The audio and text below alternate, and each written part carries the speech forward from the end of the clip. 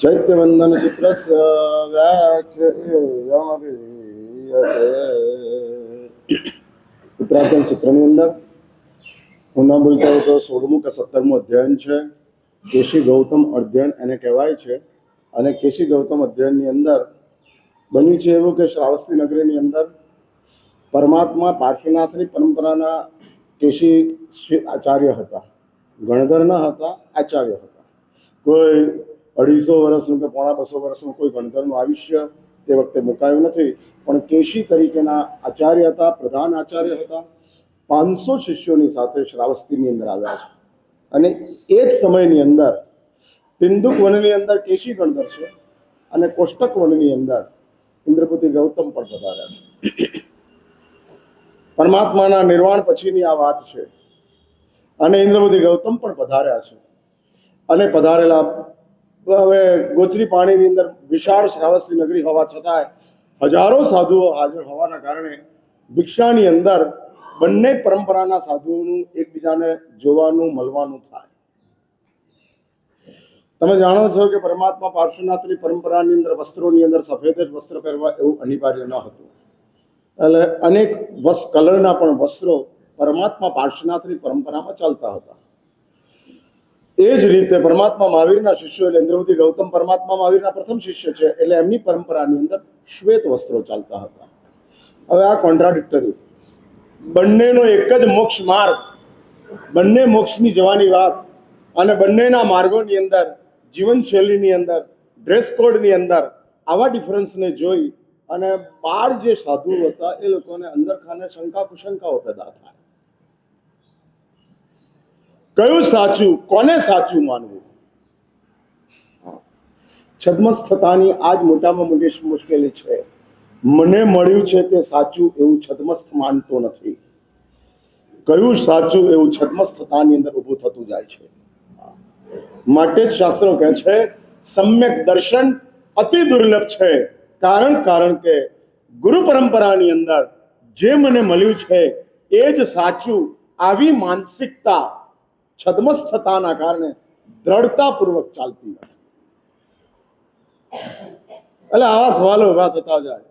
માટે તો સુલસાને પરમાત્માએ ધર્મલાભ કેવડાવ્યો છે. કારણ કે સુલસાના સમ્યક દર્શનને પ્રભુ પોતાના સર્વજ્ઞત્વના પ્રકાશની અંદર જોઈ રહ્યા છે.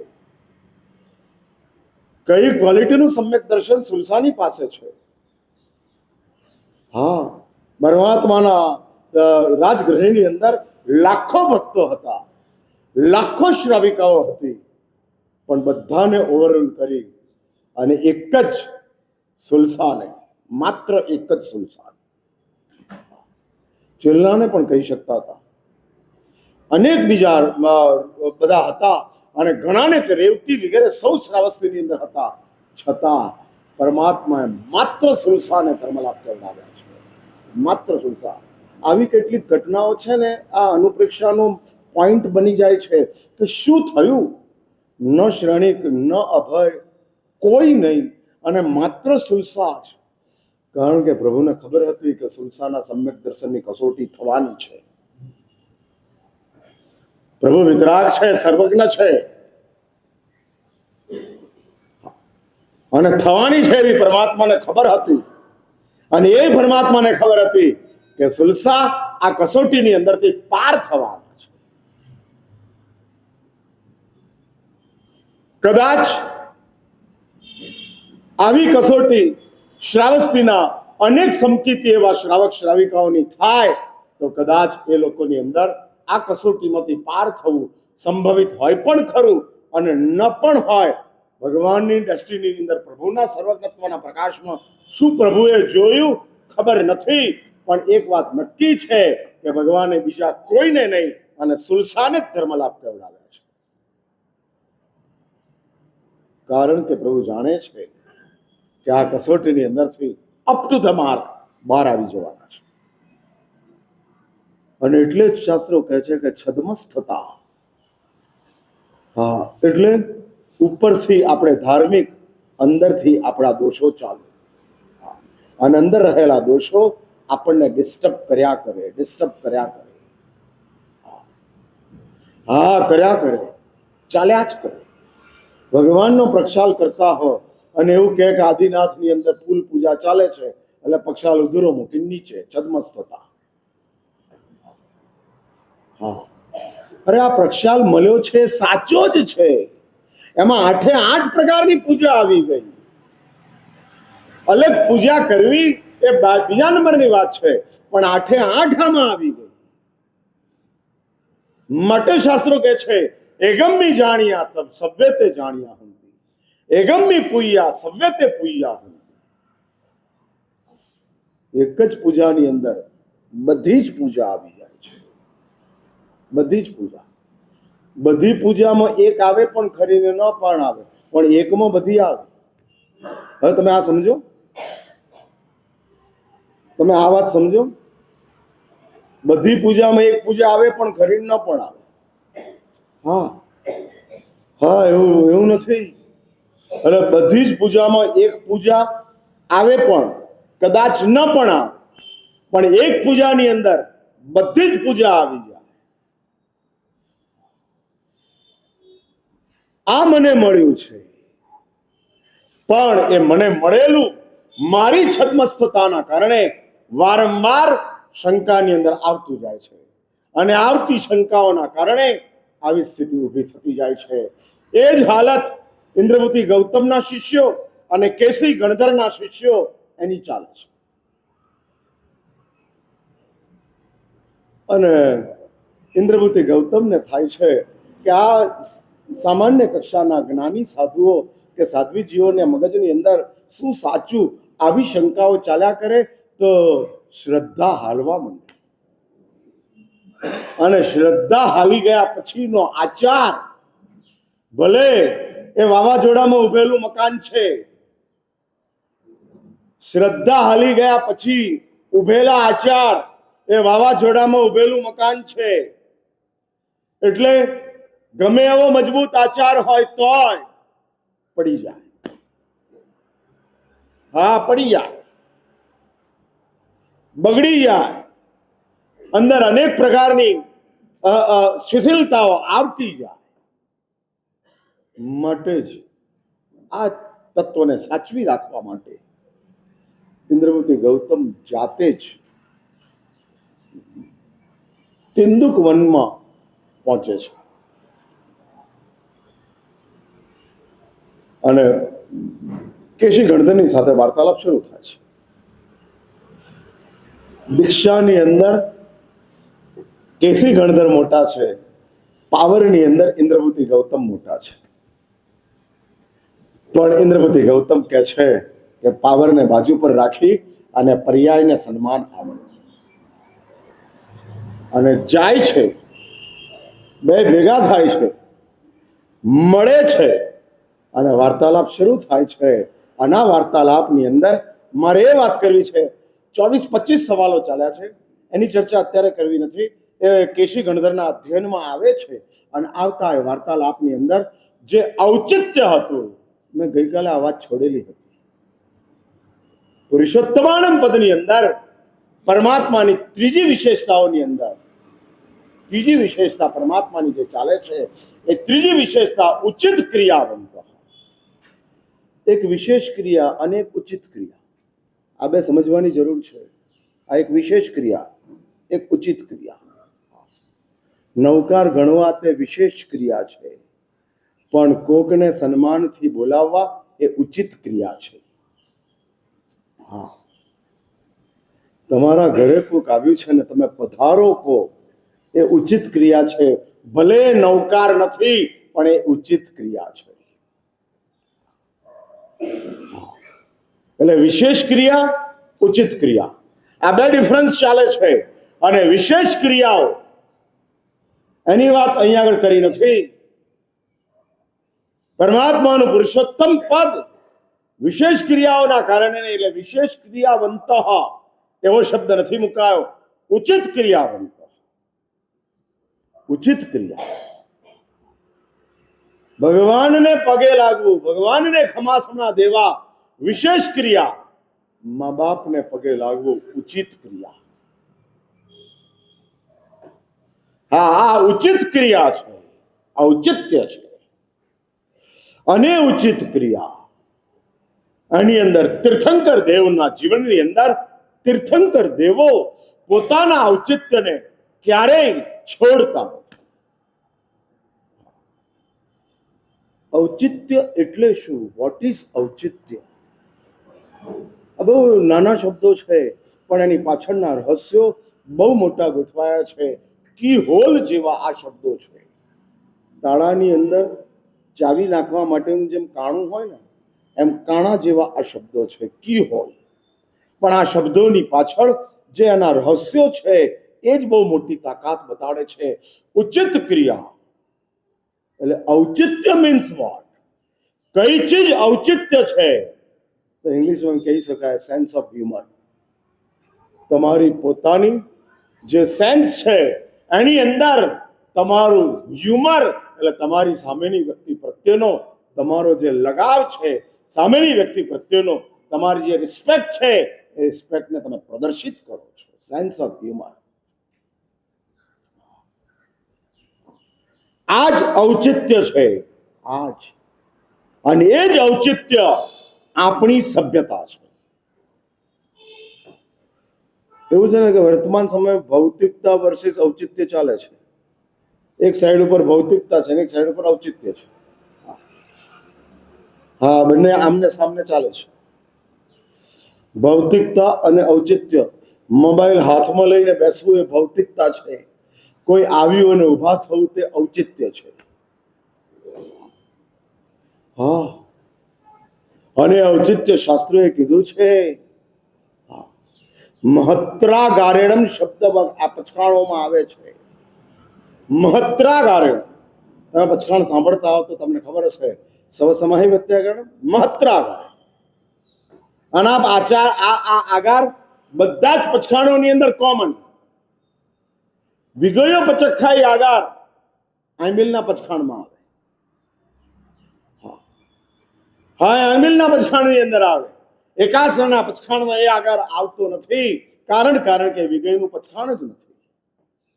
હા, અને એ આંબિલના પચખાણે લેવા લેવણ આંબિલની અંદર આવે. એકાસણાની અંદર નથી આવતા. પણ સબ મહત્રા કારણમ આગાર સર્વ પચખાણ. અને એમાં પચખાણ ભાષામાં લખ્યું છે મહત્રા કારણમ એટલે શું? તો કે કોઈ આચાર્ય મહારાજ, તમે એકાસનું કરવા બેઠા છો અને કોઈ આચાર્ય મહારાજ ગોચરી માંડલીમાં આવે છે, મોટા આચાર્ય મહારાજ છે, પચખાણ એકાસનો લઈને બેઠા છો, ઊભા થઈ જવાનું. મહત્રાકારે આ ઔચિત્ય છે. એકાસનામાં બેસી રહેવું અને એકાસનામાં હાલવું નહીં એ વિશેષ ક્રિયા. પણ આચાર્ય આવે અને ઊભા થઈ જવું એ ઉચિત ક્રિયા. એટલે તમે સમજો છો, વિશેષ કરતા પણ ઉચિતનું વજન વધારે છે. જનરલ રાજમાર્ગની અંદર વિશેષ ક્રિયાનું મૂલ્ય વધારે, પણ સામાજિક જીવનની અંદર, સામાન્ય જીવનશૈલીની અંદર ઉચિત ક્રિયાનું મૂલ્ય વધારે. હા, અને મહત્રા કારણમ આ મોટામાં મોટો આગાર છે. ભલે તમે પચખાણ લઈ લીધું હોય તોય અમે તમને આ એક્સેપ્શન આપીએ છીએ. કારણ કે એ જીન ધર્મ ઔચિત્ય વિનાની વિશેષ ક્રિયાને ક્યારેય પ્રભાવક ગણતું નથી. ઔચિત્ય વિનાની વિશેષ ક્રિયા પ્રભાવક નથી. ઔચિત્ય વિનાની વિશેષ ક્રિયા વધુ ફલપ્રદ નથી બનતી.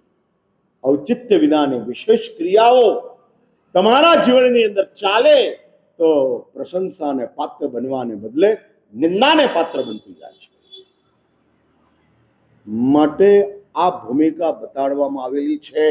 અને માટે તીર્થંકર દેવોની પુરુષોત્તમાનમ પદની ત્રીજી વિશેષતાની અંદર કહે છે કે ભાઈ ઉચિત ક્રિયા બનતો. આ ઉચિત જે ક્રિયા છે એનો સંપૂર્ણ આદર, સંપૂર્ણ સત્કાર એની સાથે જ જાય છે. અને આ ઉચિત ક્રિયાની અંદર મને 3 તીર્થંકરો, 24માં 3 તીર્થંકરોના નામ યાદ આવે છે. જેમાં સૌથી પહેલા નેમનાથ ભગવાન નેમ કુમાર તરીકે જરાસંઘની સામે યુદ્ધ શ્રી કૃષ્ણ લઈને જાય છે અને નેમકુમાર બેઠેલા છે. શ્રી કૃષ્ણ નેમકુમારને યુદ્ધની અંદર લઈ જાય છે. ઉચિત ક્રિયા જવાન હા જાય છે અને નેમકુમાર પહોંચે છે યુદ્ધની અંદર. અને શાસ્ત્રોએ લખ્યું છે નેમકુમારના ચરિત્રની અંદર કે પરમાત્મા નેમનું યુદ્ધ અહિંસક યુદ્ધ હતું. આખા અવસરપીણી કાળની અંદર થયેલા લાખો યુદ્ધોની અંદર નેમકુમાર જ્યારે જરાસંઘના યુદ્ધની અંદર એક્ટિવ હતા ત્યારે તે યુદ્ધ અહિંસક યુદ્ધ. એટલે એમ લખે છે કે પ્રભુ નેમ રણ મેદાનની અંદર પોતાના રથની અંદર ફરે તો શત્રુ સૈન્યના સૈનિકો પણ નેમને નમસ્કાર કરતા હતા. એવી એનો મૈત્રી હતી, એવી મૈત્રી. શસ્ત્ર ચલાવવાનું મન જ ન થાય, ભાવ જ ન જાગે. સ્વાભાવિક રીતની આપણી સ્વાભાવિક અપાયનો અપગમ થઈ જાય,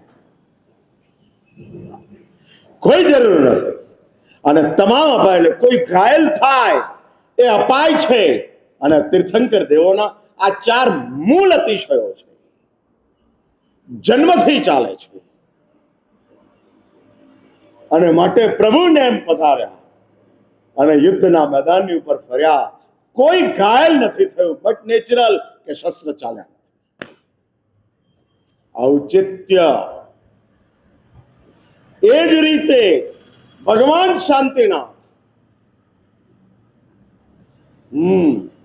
માં અચિરાના પેટની અંદર પ્રભુ ગર્ભાવસ્થાની અંદર છે અને સમગ્ર નગરીની ઉપર શત્રુ રાજાનું આક્રમણ, અશાંતિનો ભયંકર ઉપદ્રવ. અને અશાંતિના ઉપદ્રવની વચ્ચે અચિરા એના મગજની અંદર ભાવ જાગે છે અને શરીરનું સ્નાન કરે છે.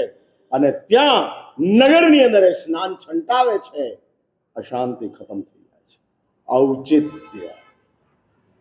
આ ઔચિત્ય છે. એટલે તીર્થંકર દેવો પણ વિશેષ ક્રિયાના કરનારા હોવા છતાં, વિશેષ ક્રિયાના પ્રરૂપક હોવા છતાં, વિશેષ ક્રિયાના માર્ગદર્શક હોવા છતાં તીર્થંકર દેવો પોતાના ઔચિત્યને છોડતા નથી. કરીને બતાડાય તે ઔચિત્ય છે, સમજીને કરાય તે વિશેષ છે. હા, ઔચિત્યમાં કદાચ સમજણ ન પડે તોય કરવાનું. હા, તમારા છોકરાને બધા બહારથી કોઈ મહેમાન આવે અને અમે મોબાઈલ જોતા એમાં ઊભા ના થાય, એમાં શું વાંધો? ઊભા થઈએ તો શું, ન થઈએ તો શું? ત્યારે તમારા બેટાને કહેવું પડે કે દીકરા આ ચર્ચા કરવાની જરૂર નથી, ઊભો થા. ઔચિત્ય છે. ઔચિત્યની અંદર આર્ગ્યુમેન્ટ હોતા નથી, એગ્રીમેન્ટ જ હોય છે. હાથ સાફ હોવા છતાંય જમતા પહેલા હાથ ધોવા એ ઔચિત્ય છે. આ તમારી ભૌતિક જગતનું આ ઔચિત્ય છે. કોઈને તમે પીરસો ત્યારે હાથથી ન પીરસાય તે ઔચિત્ય છે. પણ અમે હાથથી પીરસીએ તો શું વાંધો? ચર્ચા જ ના, કોઈ આર્ગ્યુમેન્ટ હોતા જ નથી આની અંદર. એગ્રીમેન્ટ સ્વીકાર કરો. એટલે વિશેષ ક્રિયા સમજીને કરાય, ઉચિત ક્રિયા પરંપરાથી જે આવે છે તે કરી લેવાય. જે પરંપરા ચાલે છે ઉચિત ક્રિયાની, એ પરંપરાથી જ ચાલે. હા, ચાલે. અને પરંપરાની અંદર કે જે પરંપરાની અંદર ગોઠવાયેલું છે. એટલે સૂંઠની ગોળી તમે ઝોમેટો મંગાવો તો ન મળે. હા, ઝોમેટોમાં ઓર્ડર કરો કે સૂંઠની ગોળી, ગમે એવી 5 સ્ટાર હોટેલ હોય, ગમે એવી લિંક્ડ હોય, કેમ? સૂંઠની ગોળી એ ઉચિત ક્રિયા છે. આ કેડબરી એ વિશેષ છે. એટલે કેડબરી ઝોમેટોમાં મળે, સૂંઠની ગોળી ના મળે. હા, નથી મળતી. આ વિશેષ ક્રિયા છે અને જે સમજીને કરાય તે વિશેષ છે, જોઈને કરાય તે ઉચિત છે. તમારી બાપ દાદાઓની પરંપરાની અંદર જોઈને કરાય છે. હા, જોઈને, અને જોઈને થાય છે એ જ ઔચિત્ય છે. સવાલ જેમાં આવતા નથી. સમજવામાં નવકાર શા માટે ગણવાનો એનો સવાલ કરો, પણ પધારો શા માટે બોલવાનો એનો સવાલ નહીં કરવાનો.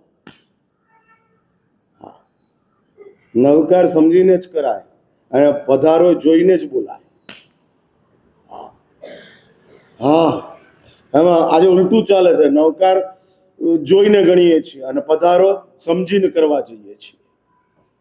હા, કારણ કે બુદ્ધિ વધી ગઈ ને. હા, અને વધી ગયેલી બુદ્ધિના કારણે આપણને દરેક બાબતોમાં સવાલો ઉભા થતા જાય છે. દરેક બાબતોની, દરેક ભૂમિકાઓની અંદર આપણે આ વિચાર કરતા જઈએ છીએ. માટે જ ભૌતિકતા વર્સિસ ઔચિત્ય ચાલે છે. એક સાઈડની ઉપર ભૌતિકતા, અને ભૌતિકતાનો અર્થ તમે ઇન બ્રેકેટ લખી નાખો, માત્ર સ્વાર્થ. ભૌતિકતાનો અર્થ જ છે માત્ર સ્વાર્થ, સેલ્ફિશનેસ. હું મારું જ કરું, વી આર 1%. એવી એક અત્યારે વિશ્વની અંદર આંદોલન ચાલે છે. We are 1%. 99% 1%માં છે ને 1% 99%માં છે. જેટલા નેચરલ રિસોર્સિસ છે, પછી એ પાણી હોય, પવન હોય, પ્રકાશ હોય, આ બધું જ 1% ગણાતા જે અત્યંત ધનાઢ્ય કોર્પોરેટોના માલિકો છે એ બધાને પ્રાપ્ત થાય છે. અને 1% કુદરતી જે સંપત્તિ છે એ 99%ની અંદર વપરાય છે. હા, એટલે મોટી સોસાયટીઓમાં ક્યારેય પાણીની લાઈન લાગતી નથી, અને અમદાવાદની સિટીમાં દરરોજ પાણીની લાઈન લાગે છે, કારણ કે વી આર 1%. અને આ લોકો તમામ રિસોર્સિસ જે છે એ 99% રિસોર્સિસ 1%માં જાય છે. 2 દિવસ પહેલા ન્યૂઝપેપરની અંદર ગુજરાત સમાચારમાં હેડલાઇન આવેલી હતી, તમે કદાચ વાંચેલી હશે. સમર્થ માણસોનું દૂષણ એ જ હવામાનનું પ્રદૂષણ છે. હા, સમૃદ્ધ માણસોના દૂષણો એ હવામાનનું પ્રદૂષણ છે.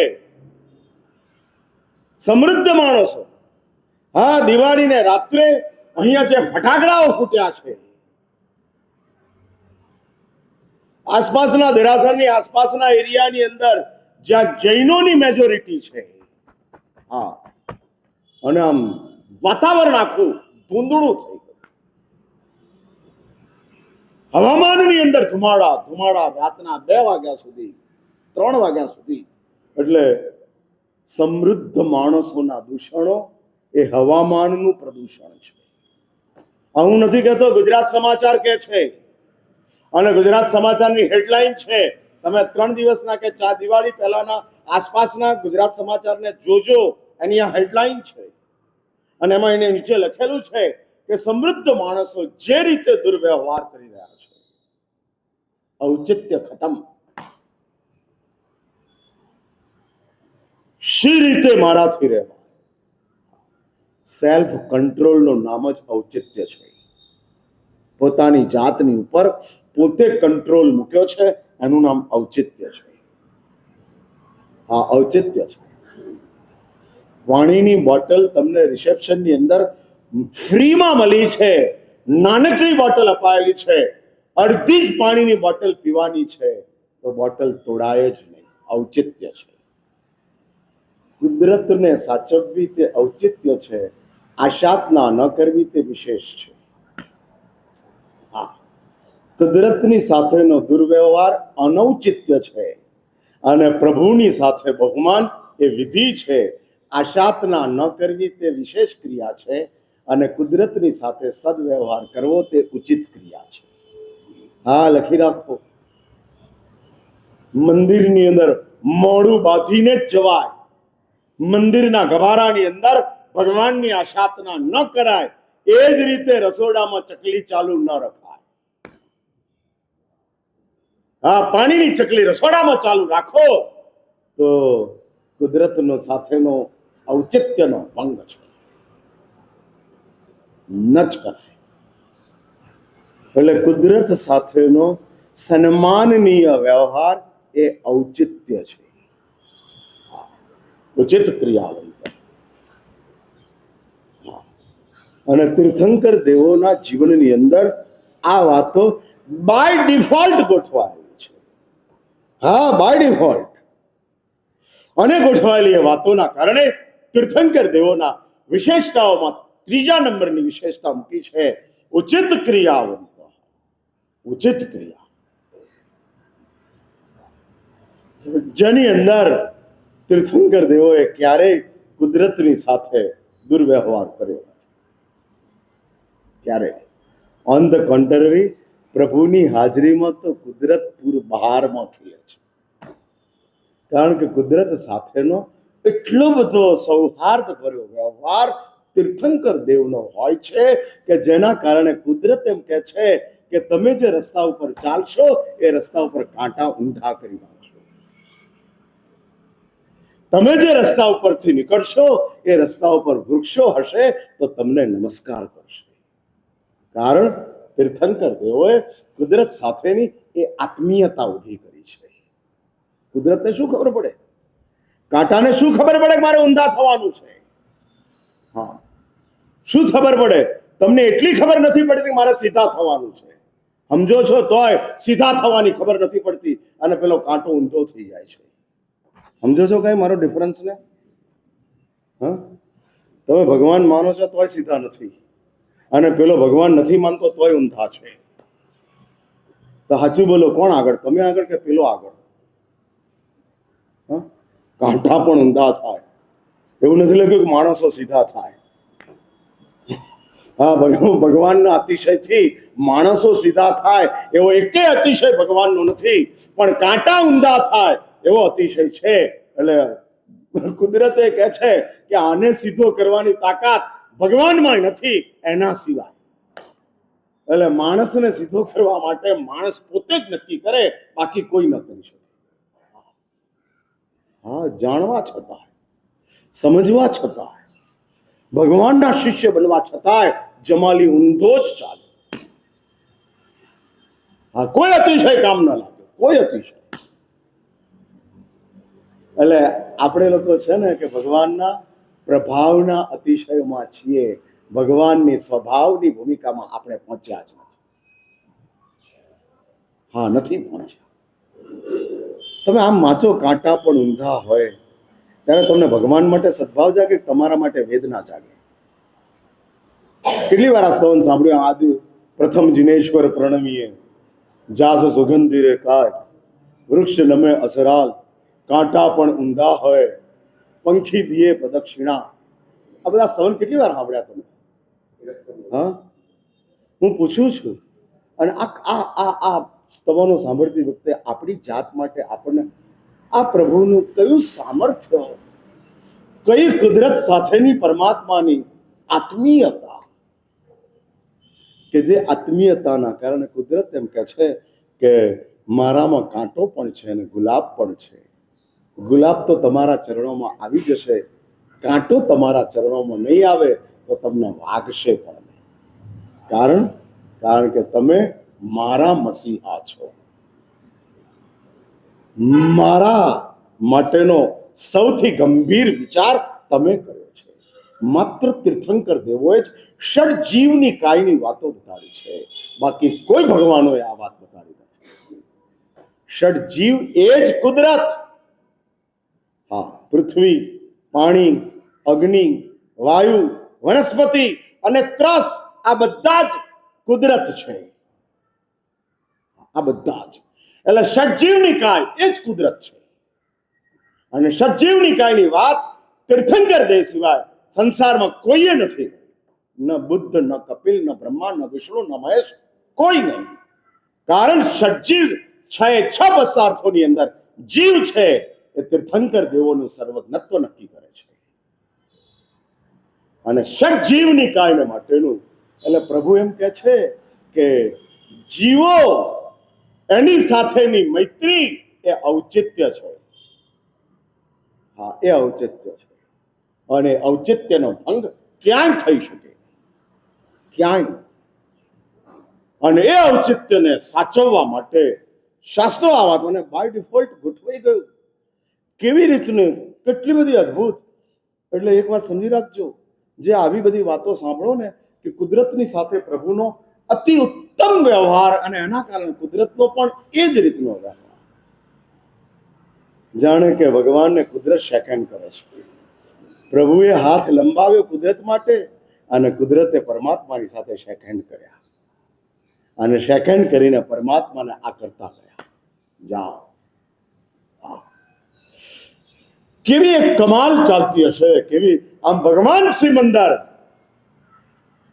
જ્યારે રાજમાર્ગો ઉપરથી કે જંગલના માર્ગો ઉપરથી પસાર થતા હશે, અને આવા કુદરત જે રીતે પરમાત્મા સિમંદરને આવકારતી હશે, સાચું બોલો, પુષ્પવૃષ્ટિ મહત્વની કે કાંટા ઊંધા થાય એ મહત્વનું? જો દેવોનું બહુમાન એ પુષ્પવૃષ્ટિ છે, પણ કાંટા ઊંધા થઈ જાય એ કુદરતનું પરમાત્માને પ્રાપ્ત થયેલું ગૌરવ છે. હા, ઇન્દ્ર આવે તોય કાંટા ઊંધા નથી થતા. હા, કોઈ ગણધરો ચાલે તોય કાંટા ઊંધા નથી થતા, તો ઇન્દ્રની ક્યાં માંડવી? માત્ર તીર્થંકર દેવોની સાથે જ આ વાત ગોઠવાયેલી છે.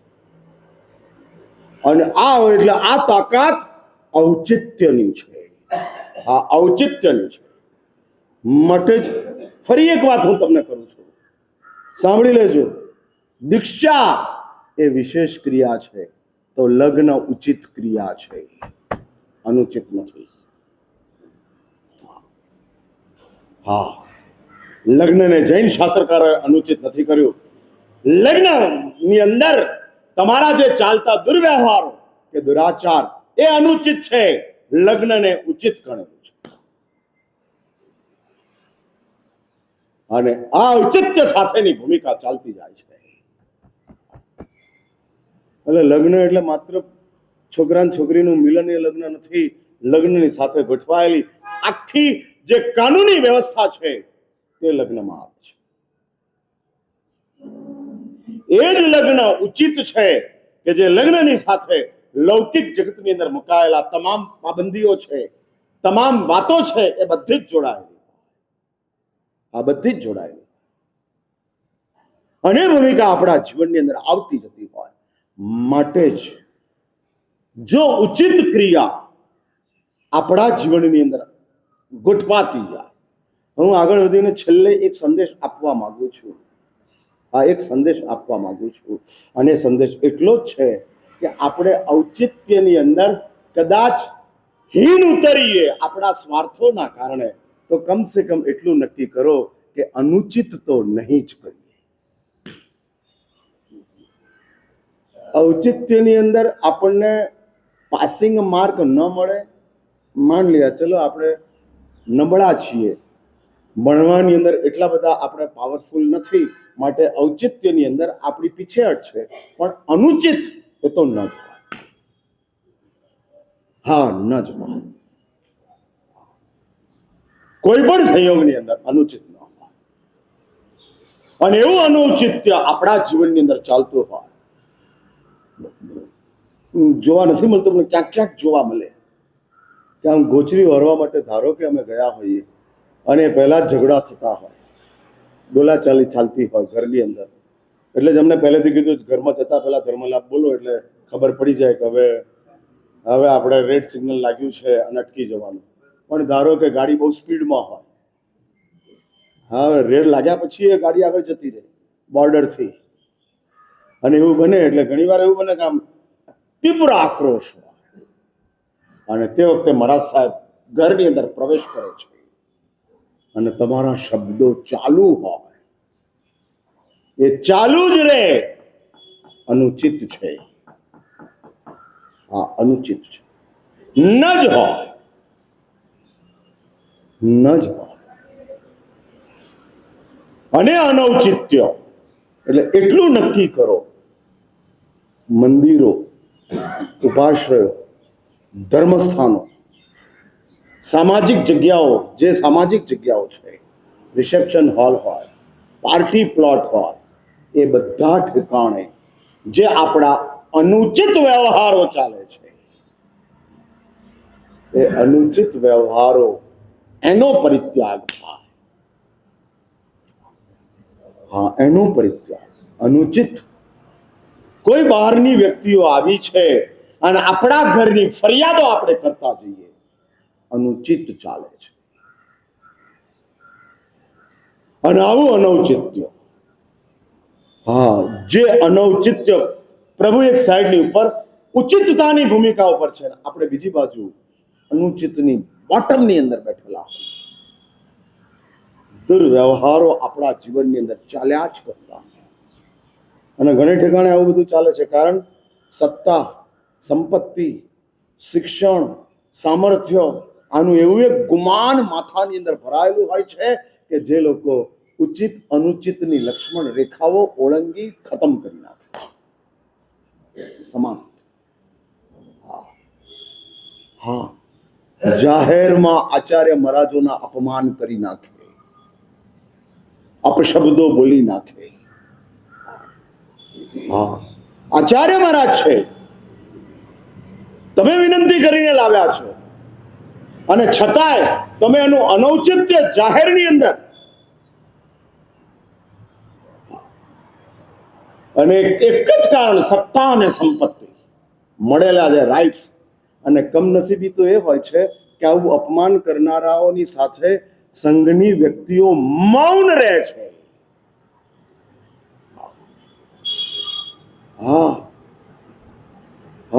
મૌન ચાલતો જાય છે, અને મૌન સાથે આ વ્યવહાર ચાલતો જાય છે.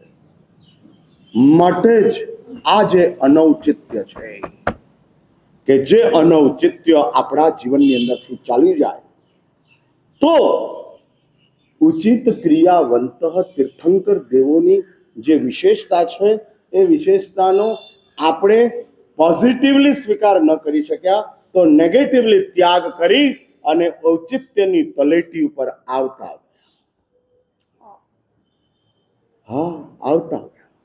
કે જે ઔચિત્યની તલેટી છે, અનુચિત છોડો તો ઔચિત્યની તલેટી તમને પ્રાપ્ત થાય છે.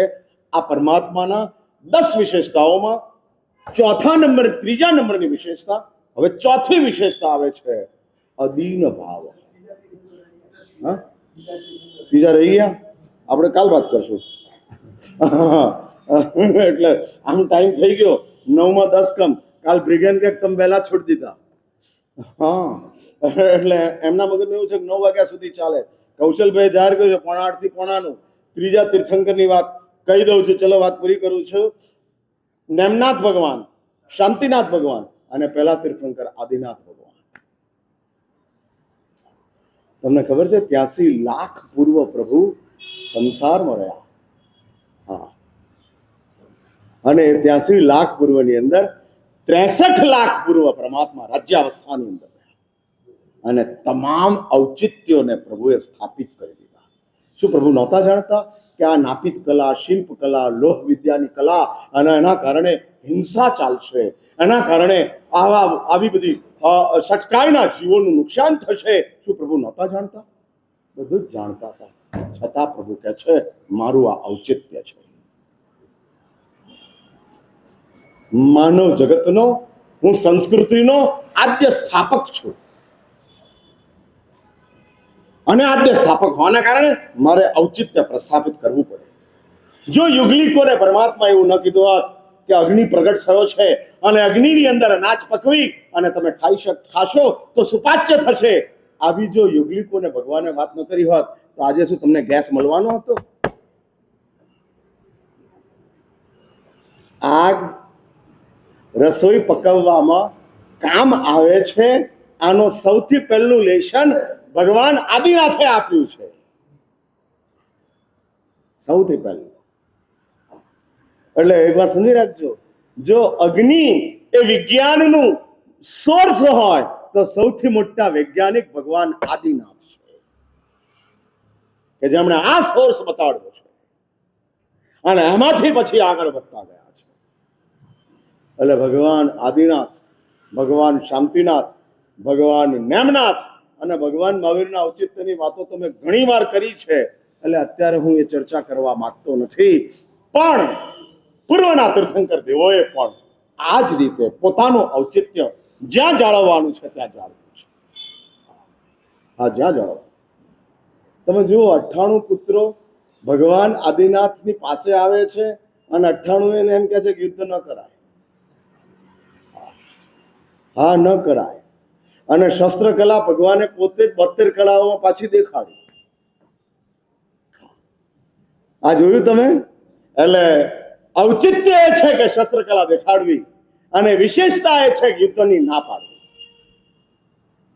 અને બંને બેલેન્સની અંદર ચાલે છે. બેલેન્સની અંદર રાજા જ બનવાનું છે તો શસ્ત્રો શીખવા જ પડશે. પણ ભાઈની સાથે ઝઘડવાનું છે તો ન ઝઘડાય. મારી પાસે આવી છે.